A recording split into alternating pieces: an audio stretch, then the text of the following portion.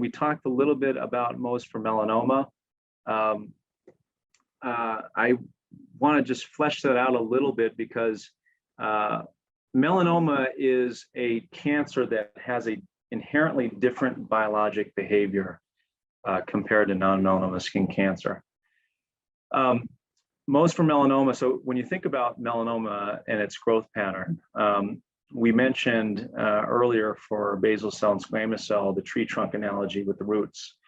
Unfortunately, melanoma does not behave like that. It's not what we call a contiguous tumor. So we cannot as easily follow out from the center or the bulk of the tumor to the definitive end of the tumor. Why? Because melanoma actually acts more like a mothership, and it sends out these little satellites that can spread either locally in the soft tissue, or it can access the lymphatics or the blood vessels. Part of the criticism for Mohs surgery in its use treating melanoma has been that because we cannot follow out that tumor, then how should we expect to have clear margins and have tissue conservation?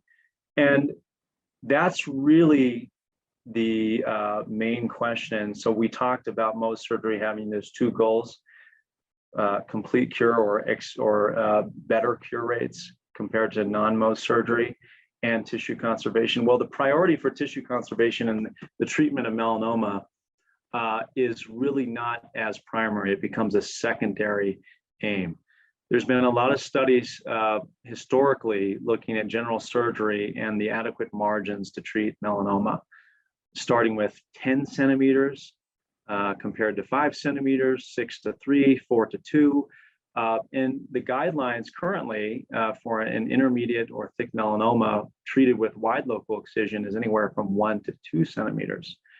So Mohs surgery can take those same margins or sometimes slightly less, and we're able to not only have that same amount of tissue resected, but we're able to look at all of the cells under the microscope, plus the use of the immunostaining that we have to highlight specifically the melanocytes that are impacted by this cancer.